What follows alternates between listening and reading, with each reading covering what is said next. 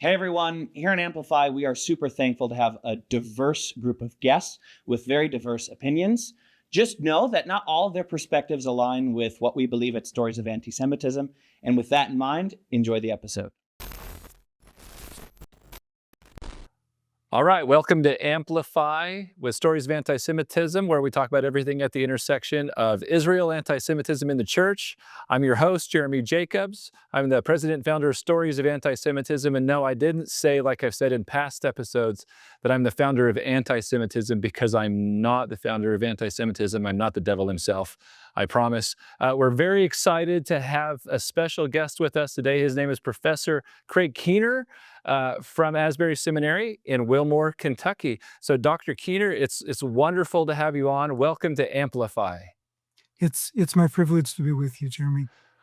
Excellent. Well, we're really excited to have you with us today because, as we joked earlier, you're the smartest person and the most accomplished academic that we know, and we barely know you. But you have some really unique insights into some really special and unique issues that are facing the church today as it relates to anti-Semitism. You've got some great theological perspectives because actually, not all of our listeners understand this, but there are people out there who would call themselves Christians, but they don't. But they actually think that the Bible justifies their anti-Semitism, and that's what we're out to set the record straight about today. And so we're excited to have you on and talk about this kind of really a pretty difficult topic, but one that we know that you can help us shed some light on. So, are you ready to dive in? Me? Yes, you. I've been diving in for years. Let's keep going. Excellent, because we haven't been diving in for years the way that you have, so this is great. Well, before we actually really dive in, why don't you just talk a little bit about yourself? Just talk about your personal life, who you are, how you got an interest in Israel, Jewish-related things. So tell us whatever you want to say. Sure. I have a PhD in New Testament and Christian origins from Duke University. My minor there was in early Judaism. So obviously, that's been an interest for a long time. And actually, it started pretty much after my conversion from atheism to Christianity. I started reading the Bible. And of course, the Bible is the story, I mean, not exclusively this, it's most of all the story of God's work in all of humanity's history, but the story of Israel, the story of God's work with the Jewish people. And so there actually was a time when I was a young Christian, shortly after my conversion. You know, the New Testament depends on the Old Testament to make sense. And it presents itself as, this is the trajectory where the prophets, it's the fulfillment of all that. So if it doesn't really relate to the Tanakh, if it doesn't really relate to the Old Testament, it doesn't lie on the same trajectory, then the most I could keep of my faith was the Tanakh plus Jesus. So I thought, okay, well, maybe Paul, that doesn't work. But then I found so much about God's chesed, his grace, in Deuteronomy, God's hope for the Gentiles in Isaiah, promise of the future Davidite in the prophets for a time when the Davidite would still be identifiable, and God's special love for his Jewish people and future plans for them just persisting all the way through. So, and I've had a lot of Jewish friends over the years, attended synagogue, especially when I was at Duke. I often attended a conservative synagogue there. Sometimes I went to the Orthodox services, but I couldn't keep up with the Hebrew. So mostly the conservative synagogue. What was it about the synagogue that drew you there? Was it just in accordance with your studies, or were you just drawn towards Judaism? I just love the immersion in the scriptures, the living use of Hebrew, and just my friends there. Yeah. Wow, that's fantastic. Well, that's a unique journey. You know, not every Christian has the journey of starting with Judaism and going to synagogue and having Jewish friends. For most of the people on our team, we come from the Midwest where there wasn't a Jewish person within like 300 miles of us, let alone a synagogue, let alone the ability to study and learn from Jewish people. So that's actually really unique, but it sounds like it was foundational to who you've become as a Christian. Yeah. Now, where I live now, actually, there's not a nearby synagogue or anything. So in certain periods of my life, more than others. Excellent. Well, that's amazing that your journey has led you to and kind of through the Jewish people, and I guess that maybe is one of the reasons why you have a heart and a love and a respect for the Jewish people. Excellent.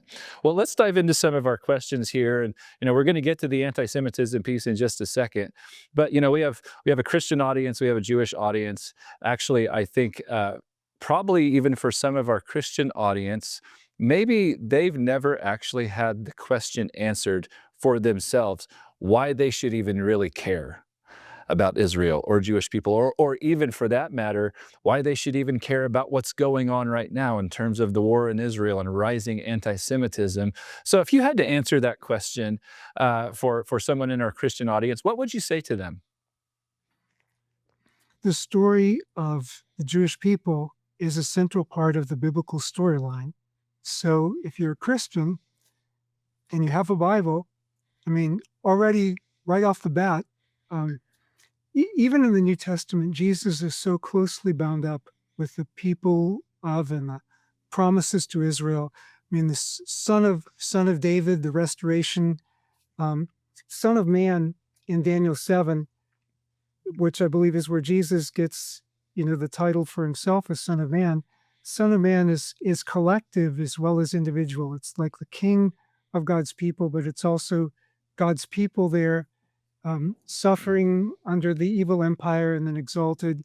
And I don't want to go into too much detail, but This sounds like another episode already. yeah, This is great. I like what Daniel Boyarin has done with that, and Mark Kinser in terms of the relationship between Jesus and his people, and just Romans 11 in the New Testament, which just shows God hasn't abandoned the plan for his Jewish people. He's just welcoming Gentiles. But when these Gentiles come in, the point is they acknowledge the God of Israel. They acknowledge the heritage of Israel. And so with that, you would think, well, the Jewish people look around and say, look, these people who believe in Jesus, it's bringing in the fulfillment of the prophets talked about all the Gentiles coming to worship our God.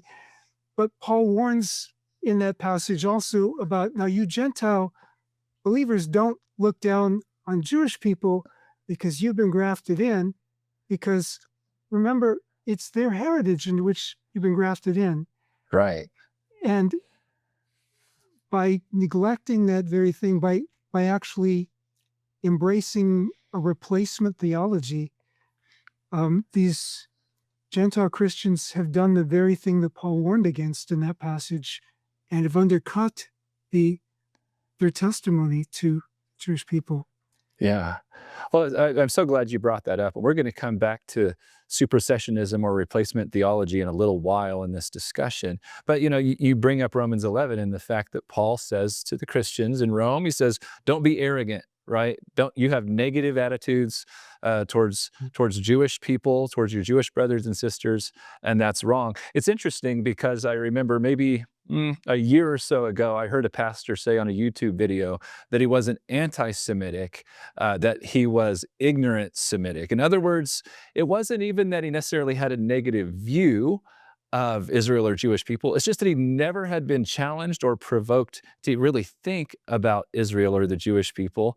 As a professor, as someone who deals with a lot of with seminary students and maybe undergrad students too, do you find with your students or even in churches that maybe Christians are just not challenged to think or to think deeply about Israel and the Jewish people? Yeah. Biblical illiteracy is increasing, and so that has consequences. And then, like you said, in different parts of the country, people have different experience with people other than their own background. And in terms of, yeah, maybe that's a good Yeah. way to summarize it. Well, I hope so. I mean, I hope that it's not a majority, and I don't think that it is. I don't think there's a majority of Christians out there who really have negative ideas and opinions about Israel or the Jewish people, but they haven't maybe been taught, or they haven't been, as I said earlier, challenged to think deeply or challenged to think biblically.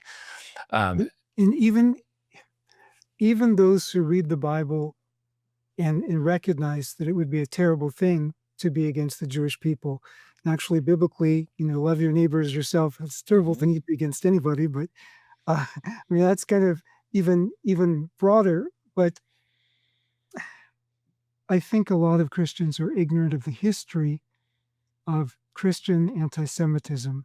yes. Like you mentioned about Rome, it was true in Alexandria. Actually, it was worst of all in Alexandria. There were anti-Jewish pogroms that basically, there were maybe 100,000, that's a guess, but Jewish people living in Alexandria in the time of the New Testament. But shortly after that, there was a genocide against them.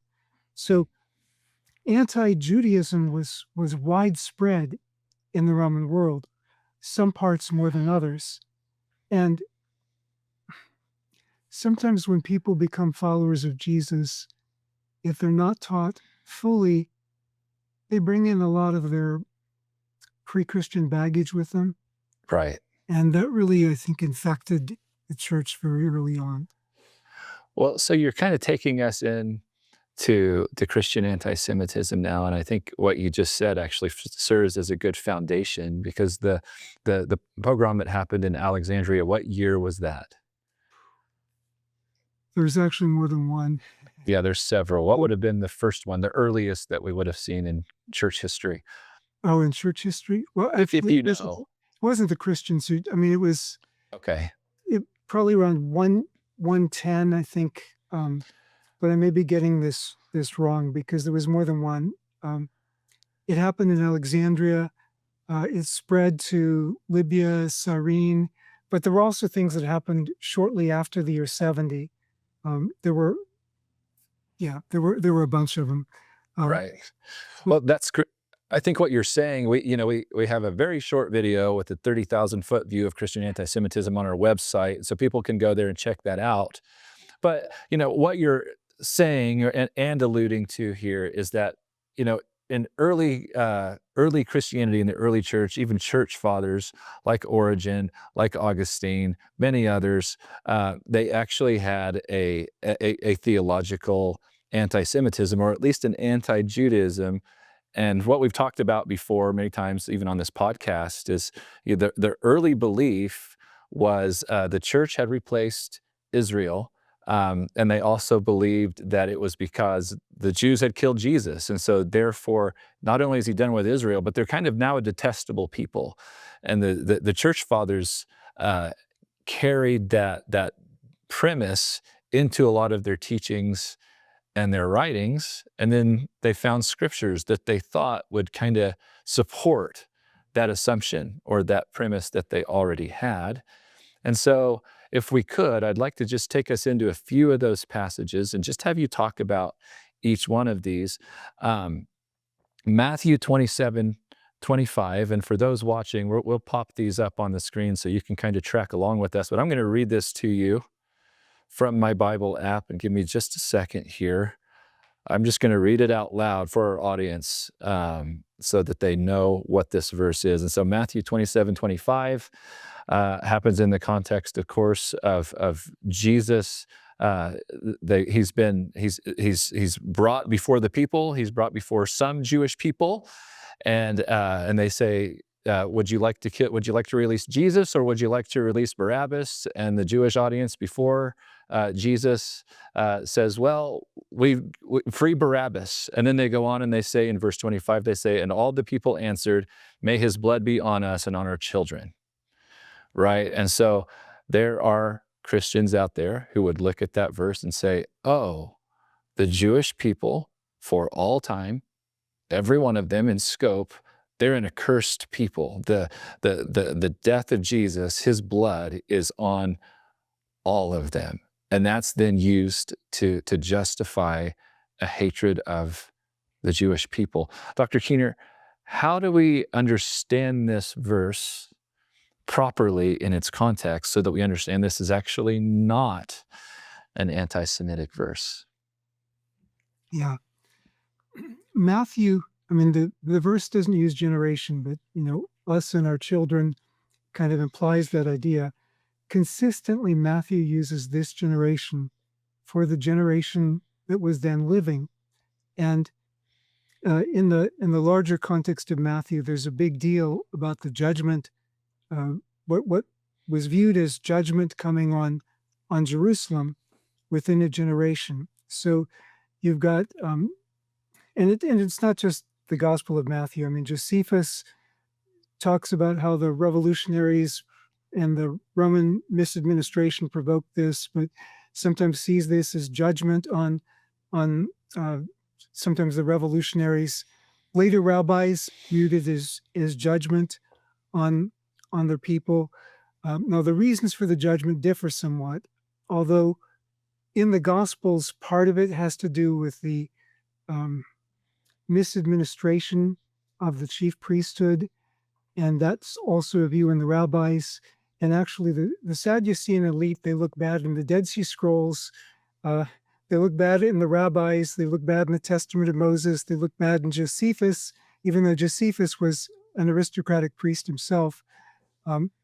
So it's not anti-Semitic to think that there was corruption among the high priests, but and here it's the high priests, the leading high priests, who are mainly Sadducean, who stir this up.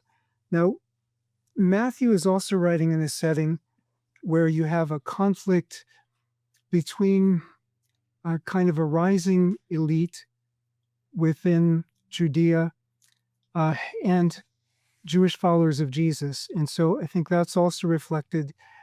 Sociologically, people often have the harshest words for those who are closest to them because they rub shoulders with them the most. So you do see kind of an opposition to a number of elites here in Matthew's gospel. But the judgment that he's talking about is a judgment that happened within a generation. It has to do with the destruction of the temple. And the kind of harsh language you have, you've got harsh language in Matthew 23 as well, a few chapters earlier. But you have that same kind of harsh language in a whole range of ancient Jewish sources. 4th Ezra, the Dead Sea Scrolls, the biblical prophets, Amos and Hosea, denouncing the sinners among the people. The Dead Sea Scrolls actually, Qumran War Scroll, it's us versus everybody else, meaning all the Gentiles and all the rest of Israel who didn't join our movement. So you have different Jewish groups saying this about other Jewish groups. You have later rabbis talking about earlier Pharisees and saying, there's 7 kinds of Pharisee, and only one is upright. The other kinds are hypocritical and so on. So what we have here is not that different. It's an intra-Jewish critique from one Jewish group to another Jewish group. It's not an appropriate way for people from outside to do dialogue, for example. Well, I think you're bringing up a couple of really interesting points that maybe some of our listeners wouldn't even necessarily consider, but Matthew, being a Jew, is therefore, when he's writing this, and even for Jesus as a Jew, this whole scene in Matthew 27 is really about him. This isn't necessarily anti-Semitic because it's Jews talking to and about Jews, right? So I like that point. I think that's contextually speaking, that's a great answer. There was another point that you made that I was going to follow up on, and I can't remember what it was now. It doesn't matter. Must not have been that important. So that's Matthew 27 through Matthew 27:25. Excuse me. Anything else you want to add to that that would help us to understand why this isn't necessarily isn't necessarily anti-Semitic? You did make the comment that that judgment, this judgment that would have been incurred upon these people, it was taken care of in a generation. Some people might say, well, that sounds really harsh. Like, that's really how God is? That's really how Jesus is? Does he hate people? Does he hate Jewish people? How do we respond to that in light of the fact that, the way that Christians and people outside of Christianity like to think is, gosh, surely God's nice. Surely he's merciful. Surely he's forgiving. How do we address that with our audience here today? When we're saying judgment really did come because Jesus was killed. Jesus wept over Jerusalem in Matthew chapter 23. It's not like something he was looking forward to. It was something he was lamenting. And again, you can't say it's anti-Semitic to talk about judgment coming because, again, you've got that all through the prophets. And I mean, the Dead Sea Scrolls talk about it, and the Dead Sea Scrolls denounce the rest of Israel that didn't join their movement. You can't say the Dead Sea Scrolls are anti-Semitic. They're not anti-Jewish. They're anti what they think is opposed to the right following of the law that God gave to Israel. That's good. That's good. Okay, let's move on because we've got 4 of these, and then we also want you to talk about replacement theology. And so I'm just going to pose the same question to you again, but this time with a different verse. And so some Christians might actually hear me say these verses and go, wait, I just kind of skipped over these verses. I never even really gave a second thought to this. But as you hear it, you might realize, oh, I see how that does sound anti-Semitic. It's probably also good to mention that most of the so-called Christians that use these verses oftentimes are white supremacist or white nationalist groups who really, I think, are co-opting Christianity, honestly. So that needs to be said. I mean, there's so much in the New Testament about bridging cultural gaps. And in the New Testament, it's especially Jewish and Gentile, Jewish and Samaritan, and so on. With the implications of that, if you have people being white supremacist or any kind of ethnic supremacist, I question their understanding of the gospel, the basic, essential gospel. Love your neighbor, right? You mentioned it earlier. Basic biblical ethics, yes. Yeah, that's excellent. Okay, good. All great context as we go into John 8:44 here. So here's what John 8:44 says. Again, there's a greater context, but I'm just going to read the wording. It says, "You are of your father, the devil." This is Jesus. He's actually referencing or speaking to some Jewish people. "You are of your father, the devil, and your will is to do your father's desires." So obviously, he's really landed on thick here. He was a murderer, meaning the devil, who he's calling their father. He says, "He was a murderer from the beginning and does not stand in the truth because there is no truth in him. When he lies, he speaks out of his own character, for he is a liar and the father of lies." So Jesus is really exposing some deep character issues in these people that are disagreeing with him, who happen to be Jewish. How do we look at this verse and how do we view it as not anti-Semitic? Well, Jesus himself and his earliest followers were all Jewish. And so, I mean, he's not speaking to the Jewish people as a whole. Shortly before this, people are accusing Jesus of being demonized. And in ancient rhetoric, the appropriate response was to return the charges against other people, which may not sound nice. Okay. But I mean, Jesus is showing, hey, you accuse me of this, but hey, you're the ones who are really doing this. But when he says that, a few things to keep in mind. First of all,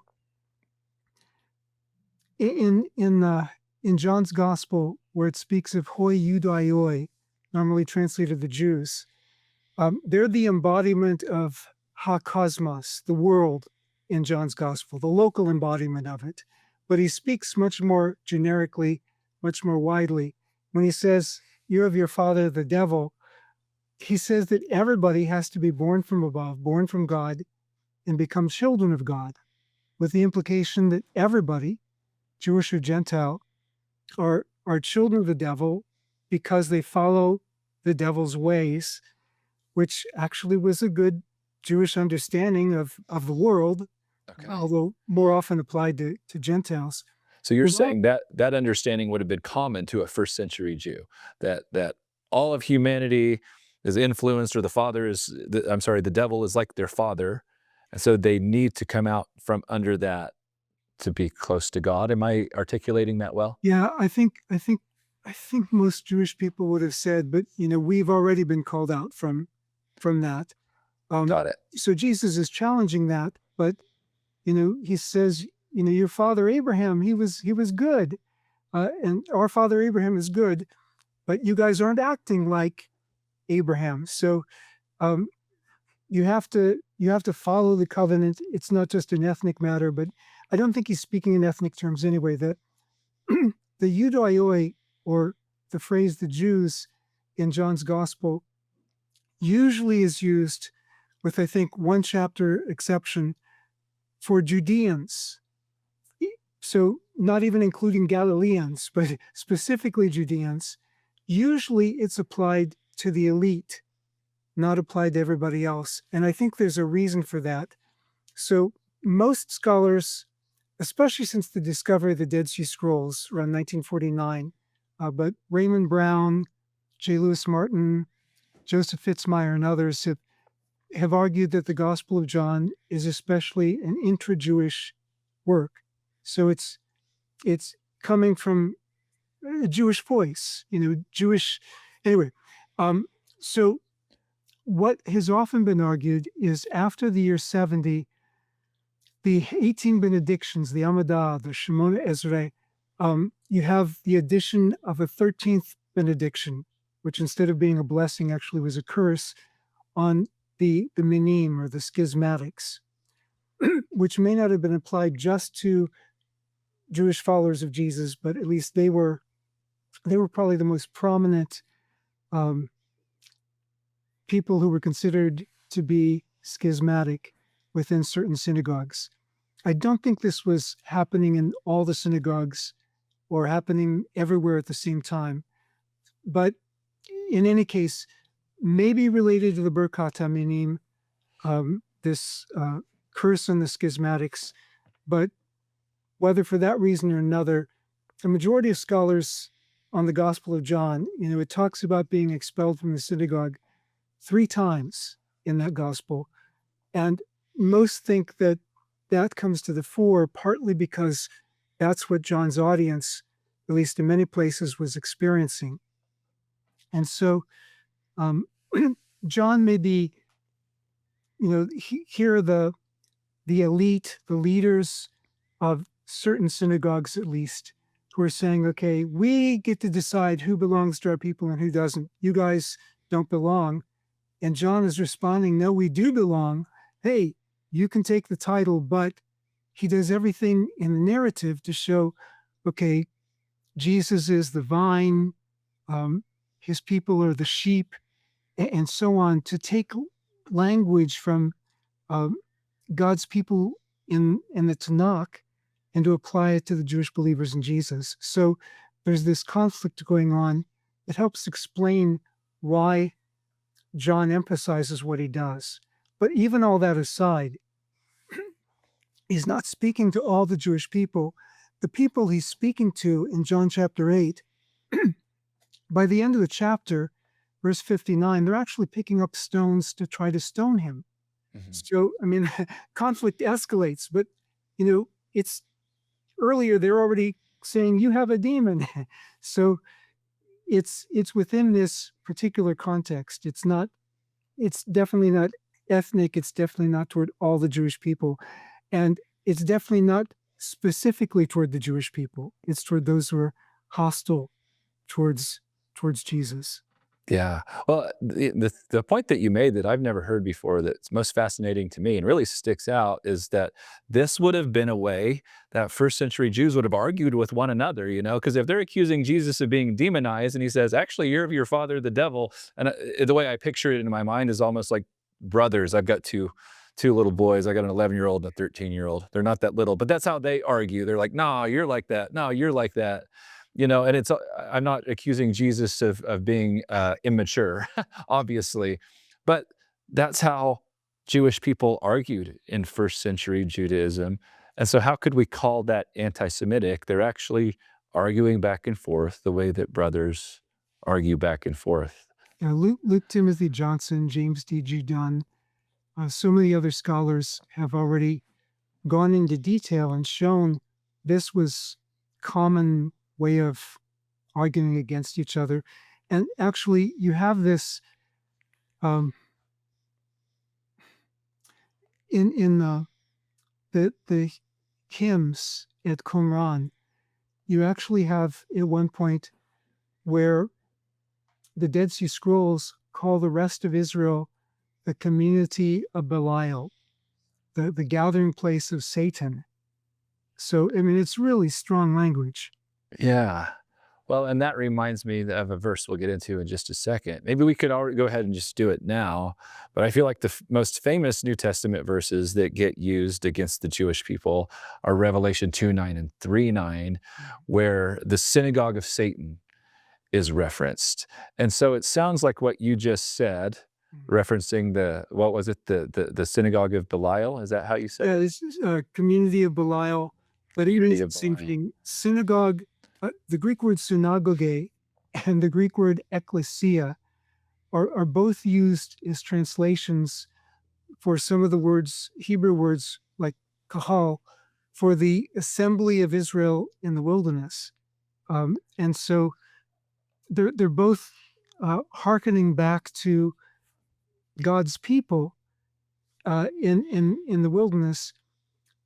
But the Dead Sea Scrolls also apply that language to the assembly of Israel, but the part of the assembly of Israel that doesn't join up with them, which is the majority. So Okay. they believe that they were the ones who were truly following the ways of the law and the prophets, Right. and the rest of Israel was apostate. Yeah. But they weren't being anti-Semitic. It was an intra-Jewish debate. And, other people responded in kind. I mean, the Dead Sea Scrolls attest that their founder, whom they call the teacher of righteousness, was persecuted by the high priest. There was a lot of intra-Jewish debate back then. Yeah. Well, okay. So I'm picturing, first century Judaism, and Jesus comes on the scene as with his own teachings as a rabbi within Israel, but he's not the only one. And so there's lots of different rabbis and sects and groups who are arguing over what the right way is to do Judaism, to obey the Torah, to obey the prophets. And Jesus is just one of many. And sometimes when they're arguing back and forth, they actually say, no, you're of the devil, or you're the synagogue of Satan, or whatever. That sounds so harsh to me, and maybe actually to some of us, it sounds harsh that a Christian, a follower of Jesus like John or Jesus himself would actually speak to other Jews that way. But that's the way But they it was did it. never calling for persecution. Well, I shouldn't say it was never, but in the New Testament, certainly it's never calling for persecution. I mean, even when you get to the later church fathers, it varied from one church father to another, but Justin has his dialogue with Trypho. Justin has some, he's heading toward a replacement theology, I think, but he's having a friendly dialogue. And they sometimes, you can tell they're kind of raising their voice and so on, but it's not like calling for persecution. Right. And certainly in the New Testament, you look at so much of Jesus' teaching can be paralleled in the rabbis and in sages like Sirach, and certainly comes from the Tanakh. And so much of his teaching resonates with what was shared in common in early Judaism, or resonates with certain elements in Pharisaism, especially the Hillelite school, which was probably the minority before 70, but became the majority later on. And so, the supremacists, white supremacists, they fixate on these certain verses, but they have to take them out of a much larger context of Jesus' teaching and ministry. Yeah. Well, I like what you said a moment ago. The idea wasn't presented so as to say, therefore persecute, therefore hate, right? Like that wasn't the point. We're just arguing back and forth about our different understandings of how to walk out, historic Judaism or first century Judaism. So when a white supremacist, a white supremacist or someone like that comes along and says, well, I read this verse, and so therefore I hate, therefore Jews are bad, therefore Israel is bad. Even if they could be understanding the scripture correctly, which they're not, but their takeaway from it is still wrong. And the voice in the New Testament was the minority voice. It wasn't a majority voice. They weren't in a dominant position. But you take Jesus' teachings in the Sermon on the Mount, and love not just your neighbor, but love your enemy. So even if we're talking about Jesus' followers being persecuted by somebody else, even if you're in that kind of either or situation, where the boundaries are made very clear, you're supposed to love even your enemy. So, the white supremacist misappropriation of these texts violates the entire spirit of the New Testament. When Jesus is asked the heart of the Torah, he does a good Gezerah Shavah is where you link together a rabbinic technique where you link together two texts based on a common key word or expression. Well, Jesus takes two key texts in the Torah, one of them from the context of the Shema, you shall love the Lord your God with all your heart and soul and might. Vayahavta, you shall love. He takes that and applies it to.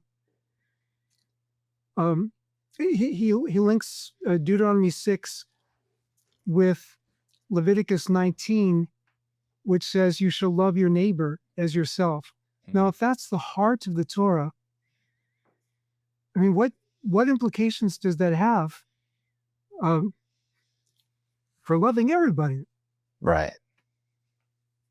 Now, that's such a great point. That when someone says they could take away a hatred for the Jewish people from one of these passages that's actually completely out of harmony with the scriptures, with Judaism and Christianity, right? And so that they really don't have a leg to stand on in terms of proving if their statement is true, then that would actually mean that Christianity is now a new anti-Semitic, hate-filled religion.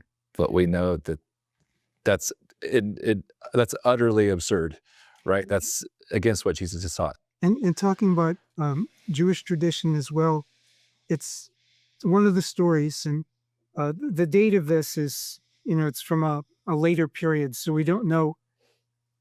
There's debate as to how far back it goes, but the story is that the Gentile comes to Shammai, the more conservative Pharisaic leader of the generation right before most of Jesus' teaching, comes to Shammai and says, what made me think of this was you said they don't have a leg to stand on. If you can teach me the whole Torah while standing on one leg, I'll convert to Judaism. And Shammai takes his carpenter stick, beats him away. Then he goes to Hillel and says, if you can teach me the whole of the Torah while standing on one foot, I'll convert to Judaism. And Hillel says, don't do to your neighbor what you don't want them to do to you. And the guy becomes a proselyte. And Jesus, in the same way, says, do to your neighbor what you would want done to you. On this hangs the whole law and the prophets.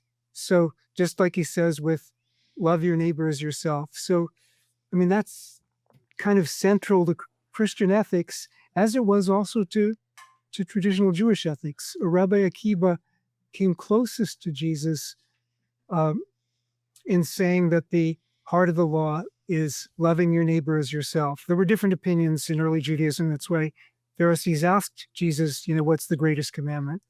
But some of them came closer to Jesus on that than some others did. I like what you keep bringing up here is actually the compatibility, and actually even at some level, and this is a controversial thing to say, but there actually was a kind of a oneness. It was, early Christianity was actually nestled within, and then at least as they began to depart, kind of up next to Judaism. And so even that historical fact or that theological fact really argues against anyone who would try to use the New Testament in an anti-Semitic The way. New Testament, I think, is before you have a complete separation, and even afterwards, it wasn't a complete separation. You still had Jewish followers of Jesus who understood that they're trying to follow the way of the law and the prophets as they understood it fulfilled in the person of Jesus and his teaching and the teaching of his first followers, which I think is, anyway, I think that's the New Testament perspective. Yeah, that's good. That's good. I think that helps our Christian listeners a great deal. Okay, let's go on to the fourth and final passage, and then we'll talk about replacement theology. So 1 Thessalonians 2:14 through 16. And all these passages definitely have some similarity to them. And so maybe some of our answers are the same. But again, I'm just going to read the passage, and then I'm going to let you respond to it. So beginning in verse 14, of chapter 2, 1 Thessalonians, it says, "For you, brothers, became imitators of the churches of God in Christ Jesus," or Messiah Jesus, "that are in Judea, for you suffered the same things from your own countrymen as they did from the Jews, who killed both the Lord Jesus and the prophets and drove us out and displeased God and oppose all mankind by hindering us from speaking to the Gentiles that they might be saved." I'll just stop there because I think the meatiest part that sounds like it could be anti-Semitic was right there in verse 15 when it says, the Jews who killed both the Lord Jesus and the prophets. Oh my gosh, it's like this, it's the deicide claim that's been leveled for 2,000 years from Christian leaders, this theological idea that if the Jews killed Jesus, they're just doomed to live in a cursed existence. So help us understand maybe this passage. How is it different than the other passages, and how could we refute anti-Semitism being inferred there? In Paul's writings, he talks about both Jewish and Gentile responsibility in Jesus' death. Ultimately, it's our sins, biblically, but, the very fact that he emphasizes in Corinth, he's emphasizing the cross, that was a Roman punishment. That wasn't it had been used by Jewish people earlier, but it was, as it perfected by this period, it was an exclusively Roman punishment. And some people see this passage as an interpolation that is added by a later scribe. I don't see it that way. I don't think we have any concrete evidence for that. I think that was a convenient way for some people to get around what they didn't like in the passage. But, he's talking about them being persecuted in Thessalonica. So most of their persecution in Thessalonica is from Gentiles. So he's not specifying this is only, again, it's taking it out of context. Even reading 1 Thessalonians as a whole, 1 Thessalonians 4:5, he tells the Thessalonian believers, don't act sexually like those Gentiles who don't know God. Hey, if you're Gentile, you could be insulted by that, but actually most Gentile men back then actually didn't follow Jewish biblical sexual ethics. So, but then when he speaks of what you didn't read in that passage, it goes on to talk about wrath coming on them. But he's already said that about Gentiles and about all of humanity in chapter 1 and verse 10. He's going to say it again in chapter 5 and verse 9. Again, the Dead Sea Scrolls, if you don't belong to the elect community, you're under God's judgment. In the book of Acts, to put Paul in a broader context, we see Paul, he keeps having conflict in synagogues in some cities. Some cities, actually, there are cities where he gets persecuted for being Jewish, but there are some places where some of the people in the synagogue agree with him. A lot of the people don't.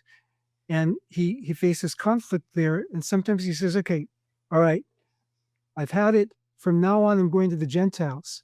And you think, okay, that's the end. Next city he goes to, he starts in the synagogue again. He just means in that particular location, he's going to the Gentiles. He always starts with his own people first. In Romans, he says this good news, echoing the language of Isaiah, this good news is for the Jewish people first. We read in Romans 9, he has continual sorrow for his people, willing to be accursed to bring them to life. 2 Corinthians chapter 11, as he's talking about what he suffers for his ministry, he talks about 5 times being beaten in synagogues. You read Mishnah Makot to get details of how synagogue beatings were undertaken back then as corporal punishment. But it could only be done if you were a member of the Jewish community. And so Paul consistently sees himself as Jewish and identifies with his people. He's trying to reach Gentiles to bring them in, but that's a good, I mean, in light of the prophets, you want the Gentiles to come in, right? And there were some other Jewish people. They may not have usually been as concerted in their effort to go out and win Gentiles, but we have lots of reports of Gentiles converting to Judaism and Jewish people welcoming them, and sometimes Jewish people trying to convince them. And you know, Paul is building on that and developing that. Yeah. Well, so I feel like I heard 2 great points in there, lots of great content. You know, one of the things that you brought up just in the context of 1 Thessalonians 2:14 through 16 is that in the same breath that he brings up the fact that there were some Jews that had some responsibility in Jesus' death and in the death of the prophets, but he says, but also wrath's coming on the Gentiles because they do bad things too. So this is not Idolatry, yeah. right. This is not an anti-Semitic passage if you see it in its context, number one. I think that's important. And then the second thing, what were we just talking about? Oh my goodness. Paul's love for his people. Yes, right. And so I know that this can be a sensitive issue for our Jewish friends, for our Jewish listeners, because sometimes Jewish people will say, proselytizing us and trying to convert us feels anti-Semitic, and again, this is super dicey, and we probably shouldn't even try to bring this up on our podcast right now, but we're going to anyway because we're in it. But Paul's motivation was love. He didn't hate himself, is the Jewish part of himself, and therefore hate the Jewish part of his brothers and sisters, and have an anti-Semitic bone in his body toward them. But really, he was saying, I just think I've found the truth, and it would be good for me to tell you the truth. And in fact, as you said, he was willing to be beaten because he was filled with love. He didn't even hold it against those in the synagogue who beat him, right? So his character, and if you look at the whole of his ministry, what we learn from him is that he was loving towards his Jewish brothers and sisters. He was not motivated anti-Semitically, if that's an adjective I can make up. Again, this is an intra-Jewish debate, so that you even have, like, some later rabbis said that the Hillelites and the Shemites, the 2 schools of the Pharisees, sometimes came to blows. Certainly the Sadducees and the Pharisees sometimes came to blows. Josephus, first century Jewish historian, tells us that in the last generation before the fall of Jerusalem, you actually have members of the Sanhedrin, the municipal assembly of Jerusalem, throwing rocks at each other. I mean, yeah, you have some debates, you know, that went on. That's so funny, because I think in modern times, especially in America, we would go, we can't imagine our rabbis hitting each other, or our pastors hitting each other, cussing at each other, throwing rocks. But obviously this happened. You know, and it's hey, what can we say? It's not the first century anymore. Maybe we're a little bit more You can look at refined. certain political institutions today and imagine very well people There we go. coming to rhetorical and sometimes physical blows. So anyway, No, that's excellent. That's such a good point. Well, okay, let's talk about supersessionism or replacement theology. I'm going to let you define it. The way that I guess the term that I saw used in reference to you was that you are a post-supersessionist. So excellent. So tell us what supersessionism is, and then what post-supersessionism is. Supersessionism is the idea that the church has replaced Israel. It does go back to many of the church fathers and developed from there. Now, post-supersessionism, I am completely cheating. I took this from AI, but it emphasizes the continuity of God's covenant with Israel and the ongoing relevance of Jewish identity and tradition. Instead of viewing the church as a replacement for Israel, post-supersessionism sees the church as part of or intertwined with God's covenantal relationship with Israel. Got it. So, okay. So you once were a supersessionist, though, correct? No. No. Post-supersessionism doesn't mean that I used to be, now I'm not. Yeah, That doesn't mean that. Firstly, Okay. it means that you don't, it means that you're arguing for theology that repudiates supersessionism. Got it. Okay. So why then is it important to you to repudiate supersessionism? Talk about the bad outcomes of a supersessionist theology. I mean, you can see it throughout history, but the most obvious, most conspicuous expression of it comes under the Aryan Reich Church, under the Nazis, where, I mean, you had people resisting that, but they ended up in prison or sent to the front line or whatever. If we don't recognize the historical precedents of the Jewish people, Paul says to the Jew first. In Matthew, I came first. In Mark, I came first for the Jewish people, and so on. I mean, this is part of a wider hermeneutic of ignoring historical context. So I spend a lot of time trying to, explain cultural background. This is actually most of my day job, trying to explain the New Testament in light of its original historical context. But sometimes you have people who are so much like, we need to make it relevant to our audience. That's true, but make sure that what you're making relevant is it's actually saying. So in the name of contextualizing, but not really contextualizing, really watering down, changing the meaning, you had people saying Jesus wasn't really Jewish. He was a Galilean. The Galileans were descended from Gentiles, and that is so completely false. Archaeology today is just, it's just completely nonsense. But you had people saying this to kiss up to the Nazis who were in control of Germany at that time. Romans 11 shows us the Gentile ingathering through Jesus should point Israel to him. Replacement theology undercuts this. And it also makes possible things like what the Nazis did. And I'm not saying that everybody holds, and actually, not everybody holds the same kind of replacement theology. So I'm not trying to throw everybody under the Nazi bus. But when you completely reject what the New Testament shows us about the Jewish context, you set things up for things like what the Reich Church in Germany did. So just to try to rehash what you just said, I think this is important. There was a replacement theology in the German church in the 1930s, pre-World War II, that gave way to an idea, to give way to the evil idea that we can exterminate our Jews.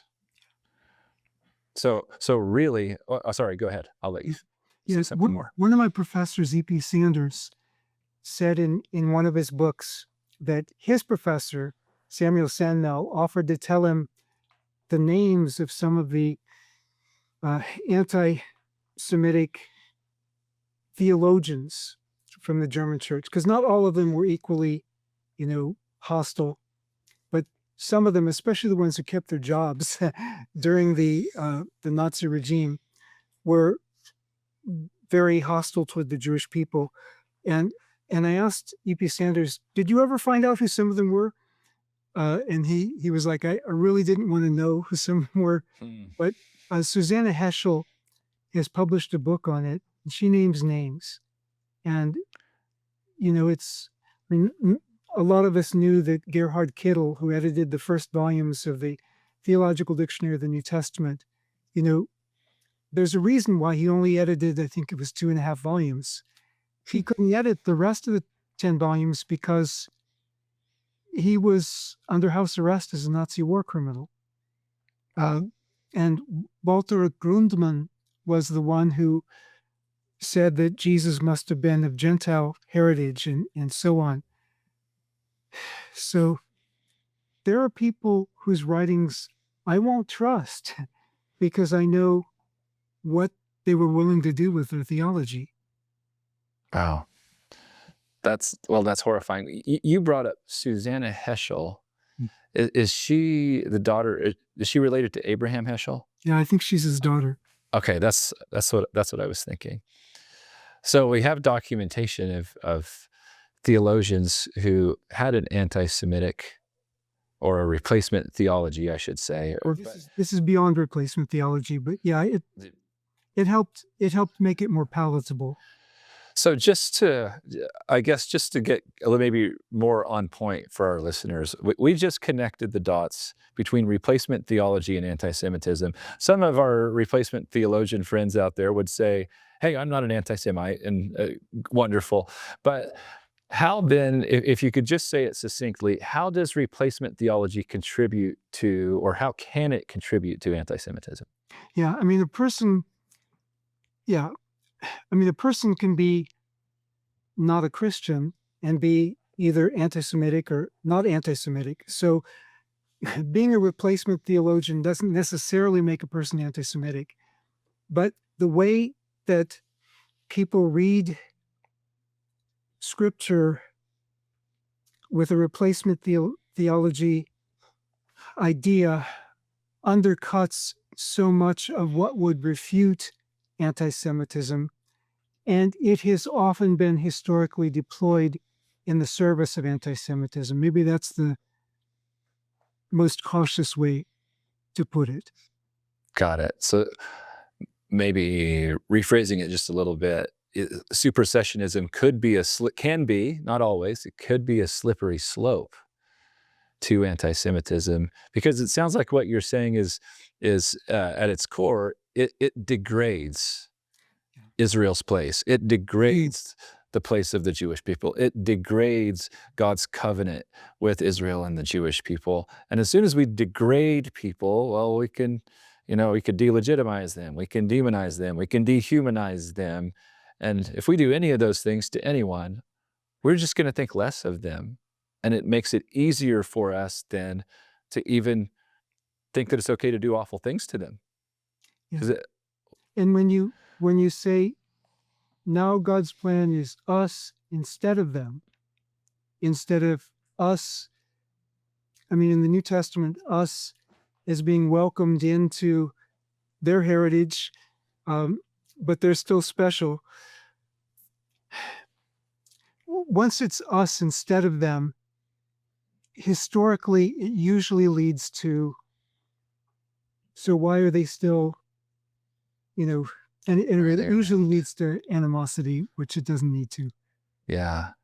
Well, and even pride within the church, Oh, definitely that. I think exactly what Paul says. Exactly. Don't be arrogant. But then it's also, to use another term, it's also anti-Judaism. It's what I find with a lot of our evangelical friends that we talk to who don't come from a world where they think a lot about Israel. It's really hard for them to grapple with this idea that God still loves Israel and the Jewish people and maintains his covenant with them, even though he loves us too, Right. right? How can he love both when we have some contradicting theology and contradicting ideas? You know, it's like, surely God has to love one and not the other. And since we're clearly the new chosen people, Christianity must be better and Judaism must be worse. Yeah, and to talk about God loving everybody, I mean, and I think many Jews and Christians would agree with this. You don't have to say, I love Jewish people, I hate Arabs. I mean, I think Right. a lot of us would say we love everybody. Yeah. But there is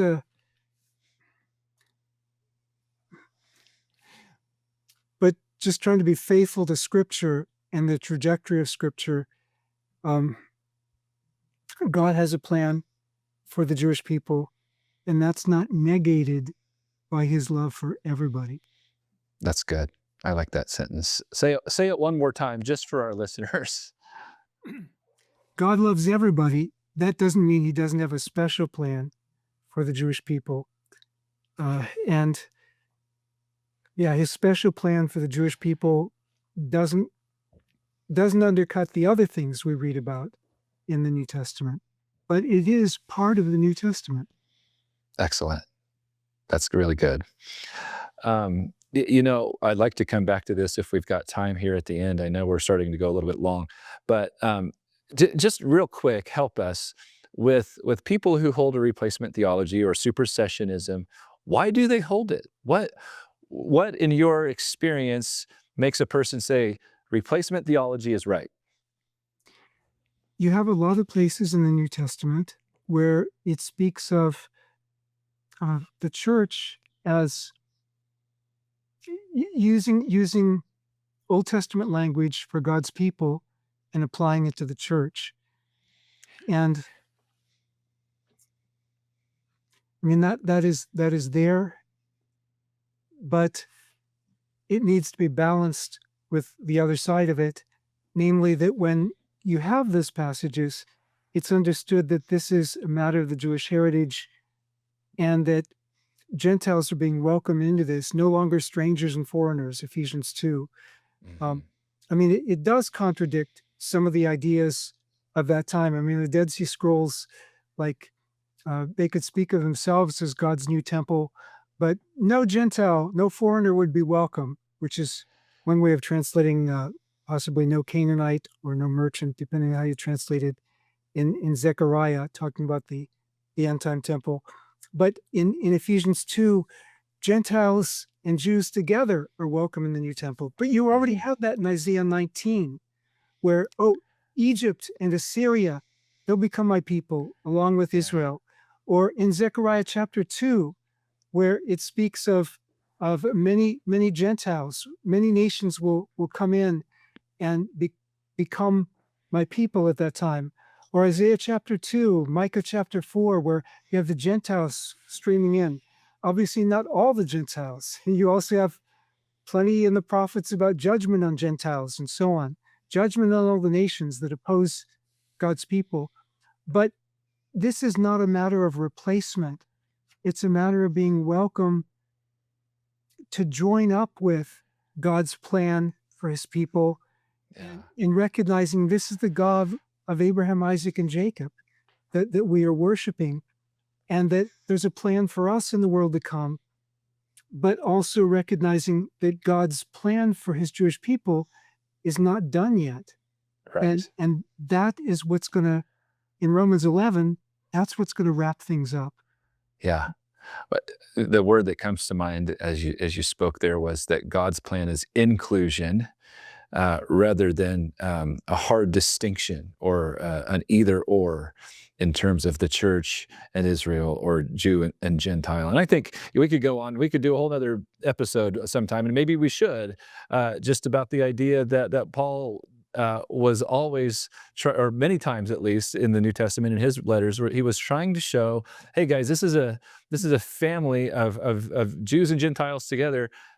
And that kind of proves that he's not out to degrade Israel, the Jewish people, God's plan. I just think about the number of times for my own, even in my own journey, the first time that I read First Peter, and in the first chapter realized that he was talking about the Jews who were dispersed from Jerusalem. And I went, that's really strange. I thought God only talked to the church and to Christians in the New Testament. How it's strange. I never caught that he actually references Israel specifically or Jews specifically in the New Testament. And it's not that we can't apply those things as Gentiles to Christianity or to us as Christians, but he affirms many times, Paul does, in his letters, he affirms the presence of ethnic Jews. And therefore, how could we look at the New Testament and say to ourselves, gosh, he must have really had an axe to grind. He was trying to get all those Jews to stop being Jews or really condemn them. Oh, that was one of the slanders against him in Acts chapter 21, Romans 3, and so forth, that Paul is at just working hard to refute, saying that's not what I'm about. Paul did have an axe to grind, but it was not anti-Jewish. It was like, we need to welcome the Gentiles. That was the issue in the first century, welcoming the Gentiles. So you've got all this stuff about welcoming the Gentiles, but it was never meant to be, okay, well, out with the Jews. The people writing this were Jewish. Right. They were just trying to say, let's welcome the Gentiles. That's right. That's great. Okay, I know that I kind of got us off topic here, but we were talking about the fact that some people are supersessionist for a reason, and just going back to the kind of the baseline answer there, it sounds like you're saying it's because sometimes it does look as if in this church age, if I can use that phrase, that we are the primary vessel that God's using. And so that must mean that must be exclusionary in nature, but in fact, it's not. Yeah. And you have through history too. I mean, even if we talk about the church through history, there are times when, well, okay, Jesus seems to agree with some of his contemporaries that some of the high priesthood was corrupt. So there are times in church history where some of the leaders of the church were corrupt. And you have different movements, reform movements within the church and so on. So it's not like because Jesus challenges Caiaphas or the house of Annas, the leading priests of his day, leading high priests, aristocratic priests of his day, who were predominantly Sadducees. I think they were all Sadducees. It's not like that's a condemnation of the Jewish people as a whole. And throughout history, God sometimes uses people, and geographically from one place to another in church history too. I mean, 2nd century, majority of the church was still in Western Asia, so Syria, which included at that time Judea and Galilee in terms of the Roman province, Egypt, spreading in the province of Asia, Roman province of Asia and Western Asia Minor, also in North Africa. Tertullian, writing in the late 2nd century from North Africa, says we already have more Christians than the Roman legions. Mr. Emperor, we're not against you. If we were, we already outnumber your legions. Yeah. But then later it spreads in Europe, into Northern Europe. It spreads into Russia, spreads into the Americas, spreads into Africa. I mean, over the past century, the global Christianity has moved from being especially a Western religion to especially non-Western. I mean, Asia, Africa, Latin America. So, I mean, different times in history, you have movement in different kinds of places. My wife's country, she's from Congo, Brazzaville in Central Africa, was 1% Christian in 1900. Today, it's estimated about 80%, Now, a lot of people who claim to be Christian, it's just a name only, but and that's been true through history. But I mean, from 1% to 80%, you can imagine that there's been significant growth, and so it's not static. In different times, God works through different communities, but we have Scripture as a foundation for all of us, and Scripture is pretty clear that God's plan for the Jewish people is special. Excellent. I love it. So just to wrap us up, I've got two questions that hopefully can kind of bring us in for a landing here. The first one, and I know this is difficult theologically to try to communicate, but in your mind, what's the correct biblical view that Christians should hold regarding Israel and the Jewish people? And try to be as concise as possible, though again, I know that's really hard because it's actually complex, or at least it can be. But what would you say? My earlier quote from AI about post-supersessionism, there's a concise answer. Say it again. My earlier quote from AI. Oh, tell us the quote one more time. Let me find it. It emphasizes the continuation of God's covenant with Israel and the ongoing relevance of Jewish identity and tradition. Instead of viewing the church as a replacement for Israel, post-supersessionism sees the church as part of or intertwined with. Now, that's a broad. It leaves a lot of room for people defining it exactly, but as a part of or intertwined with God's covenantal relationship with Israel. So, continuation, number one, that God's plan, God's desire, God's heart, God's covenant continues, but that there's an interrelationship, an intertwining is the word you just used. There's a dynamic relationship between the church and the Jewish people. And Paul is really at pains to explain this in Romans because he says salvation is through Jesus. I mean, that's clearly his view. And he recognizes that not all Jewish people follow Jesus. But he's also at pains to say, but God hasn't abandoned his people.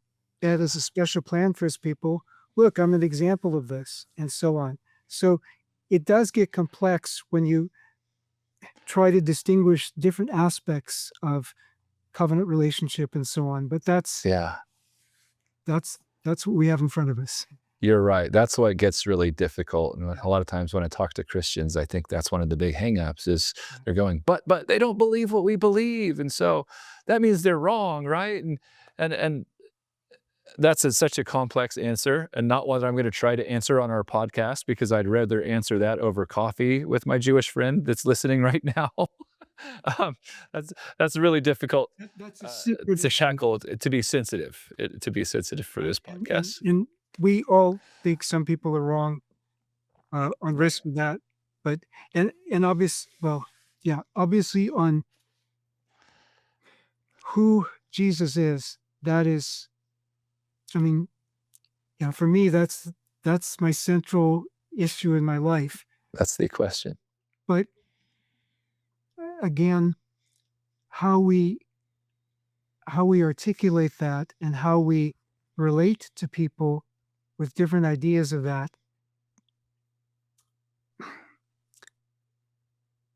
Our setting is different from the first century setting. We need to take that into account. It's no longer a majority Jewish movement trying to convince Gentiles and critiquing their own people. Now it's like a majority Gentile movement that needs to recognize our Jewish heritage and can speak to the Jewish people. We need to speak to the Jewish people in a much more sensitive way, especially as Gentiles, and given the history, the tragic, horrible, sinful history of the church's treatment of the Jewish people. Mm-hmm. We may think none of them were real Christians. In terms of Jesus' teaching, you can't not love your neighbor and be a real follower of Jesus. But the